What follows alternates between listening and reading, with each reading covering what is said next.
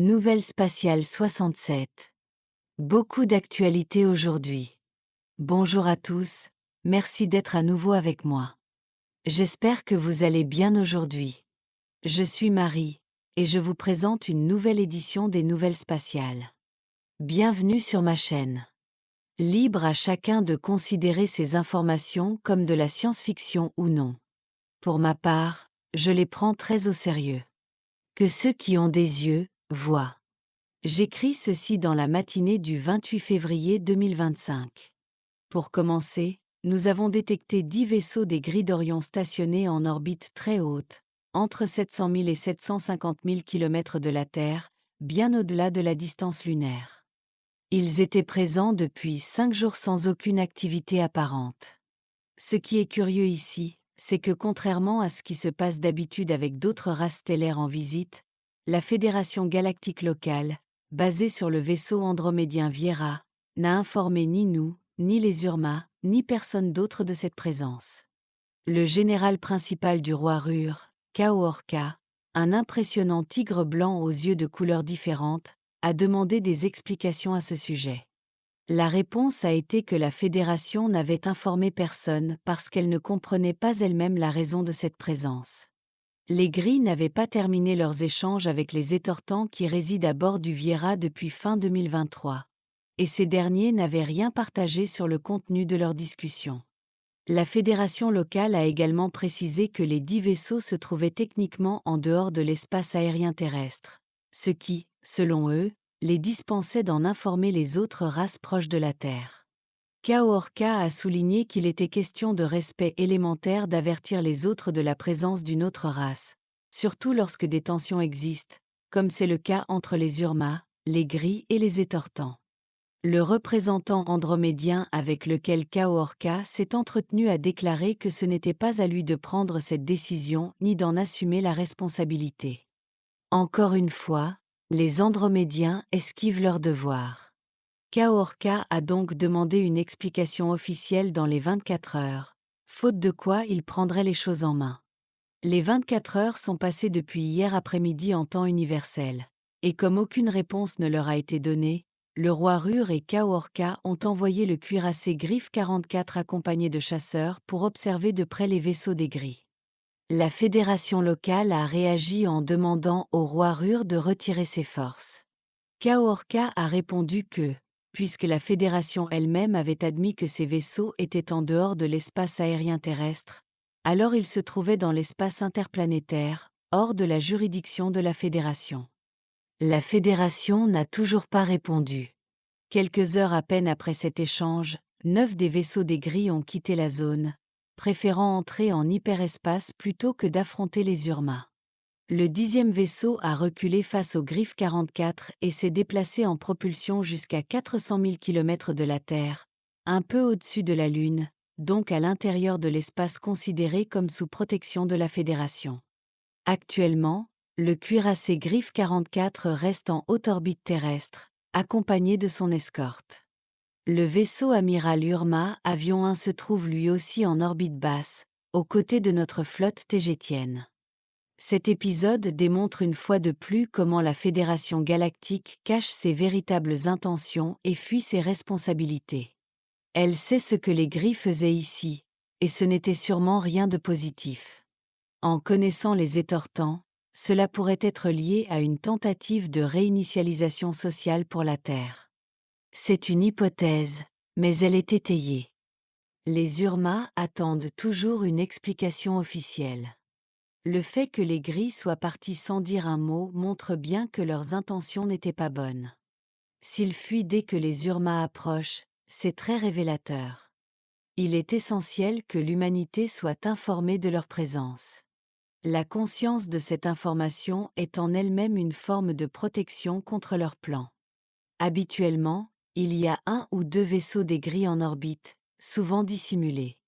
Mais cette fois-ci, ils étaient nombreux et en force, avec 10 grands vaisseaux militaires. Cela mérite toute votre attention. Concernant un autre sujet, les 22 fonctionnaires de la Fédération arrêtés ont été condamnés. Les Alphraciens écopent de peines légères, de 5 à 10 ans de prison. Ces derniers, influencés par la culture terrestre dont ils sont issus, se comportent de façon très semblable aux humains. Les membres du Haut Conseil d'Alfrata impliqués dans des collaborations avec la cabale terrestre sont désormais remplacés, comme annoncé par l'ambassadeur alfratien il y a 3 jours, le 25 février. Les 2 Télosiens, eux, ont été renvoyés sur leur planète, censément pour y purger une peine de travaux forcés, sans que la durée ne soit précisée. Aced Nidia, ambassadrice d'Antaria, m'a informé mardi que leur Haut Conseil avait été complètement purgé et fonctionne désormais correctement. Elle a exprimé sa satisfaction et confirmé le soutien d'Antaria envers le Conseil d'Alcyone, les Urma et nous, les Tégétiens. Malgré ces nouvelles rassurantes, il est important de garder à l'esprit que la Fédération galactique agit comme les gouvernements terrestres. Ils font partie du même système, et donc, sont tout aussi peu dignes de confiance. Cela dit, il serait injuste de mettre tout le monde dans le même panier. L'exopolitique est complexe. Il est possible qu'à notre niveau, personne ne voit l'ensemble du tableau. Il faut donc rester prudent avant d'accuser qui que ce soit, car certains peuvent être honnêtes.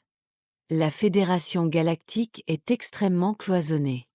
C'est ce qui la rend dangereuse, car seuls les dirigeants invisibles et obscurs savent réellement ce qu'il s'y passe. Cela montre que nous vivons nous aussi dans une matrice, tout comme celle de la Terre, mais plus vaste, plus complexe, composée d'accords de perception, de croyances, d'idées et d'inconscients collectifs. Cela nous aide à mieux comprendre les véritables responsables de ce qui se passe sur Terre. Concernant l'enquête sur l'incident survenu dans l'espace aérien de Témé, au cours duquel 2 citoyens, Raguel et Xéniel, ont été tués, nous avons découvert que 3 vaisseaux de combat alfratiens impliqués provenaient de bases secrètes situées dans les montagnes de l'ouest du Mexique. Nous savons précisément où ces pilotes ont opéré et avec qui ils ont collaboré. Ils ont transporté des agents des opérations noires liées à la Cabale du Nord et à leurs programmes spatiaux secrets. Ces opérations depuis les zones montagneuses sont directement liées à des mafias locales impliquées dans le trafic de jeunes femmes tégétiennes. Supprimez un mot du type « automobile » dans l'expression pour bien comprendre ce qui se passe. Une enquête de grande envergure est en cours pour localiser les femmes capturées. Une opération militaire de sauvetage pourrait être lancée, et toute obstruction à celle-ci serait considérée comme un acte hostile. Si elle est déclenchée, cette opération visera en priorité les Tégétiens. Mais toute autre personne dans une situation similaire sera aussi secourue dans la mesure du possible. Je n'abandonnerai jamais mon peuple. La bonne nouvelle est que les enlèvements ont cessé, grâce au renforcement massif de la sécurité autour de nos planètes, avec pas moins de 50 escadrons de vaisseaux Suzy de 6e génération, les plus nombreux aujourd'hui dans notre flotte. L'Académie spatiale de Toleka connaît une hausse d'inscriptions sans précédent. Plus de 200 jeunes sont déjà diplômés et en service actif en tant que pilotes de combat. La population de Témé a répondu avec vigueur et enthousiasme pour renforcer les forces de protection et construire davantage de vaisseaux de toutes classes. La production a explosé depuis que je suis devenue reine de Teshta. Certains me reprochent ma posture militarisée. Peut-être ont-ils raison. Mais je fais de mon mieux pour protéger ceux qui en ont besoin. Car la Fédération, elle, reste inactive. Elle est la cause de tout cela. Et oui, je sais que les Tégétiens font aussi partie de cette fédération. Cela signifie que je ne fais que mon devoir, protéger les miens, sur Terre comme ailleurs. Cela prouve aussi que toute la Fédération n'est pas mauvaise. J'y suis, et je me bats pour la justice et l'éthique. Même si cela va à l'encontre de la loi, car la loi ne correspond pas toujours à ce qui est juste. J'accepte donc ma responsabilité d'avoir réarmé et remilitarisé Teshta. Croire que le problème disparaîtra juste en restant positif est une erreur. Il faut aussi agir. Mais il ne faut pas donner au mal de quoi se nourrir. Comme dit le proverbe, se battre avec des porcs dans la boue vous salit, et eux adorent ça, pas vous. Soyez bons, polis, loyaux, spirituels, éthiques. Mais soyez aussi prêts à vous défendre. Et entourez-vous de ceux qui le sont aussi, comme les Urma. Pour finir, parlons de grands moyens de dissuasion. Mardi 25 février 2025, le cuirassé Atlas, de classe Alcyon de deuxième génération, a rejoint notre flotte en orbite terrestre basse. Il a effectué le trajet depuis Témé en un temps record de 5h30, bien plus rapide que la moyenne. Nous avons désormais 3 grands vaisseaux de cette classe, l'Alcyon, l'Astérope et maintenant l'Atlas, ce qui porte à 8 le nombre de vaisseaux majeurs tégétiens en orbite basse. Leur mission est à la fois défensive et stratégique. Leur seule présence suffit à faire bouger les lignes sans tirer un seul coup.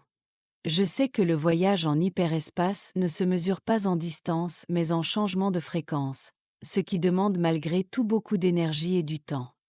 Je le précise afin d'éviter tout malentendu. Les sauts de fréquence, les systèmes de propulsion, le temps interne des vaisseaux et les voyages temporels ont été abordés en détail dans d'autres publications.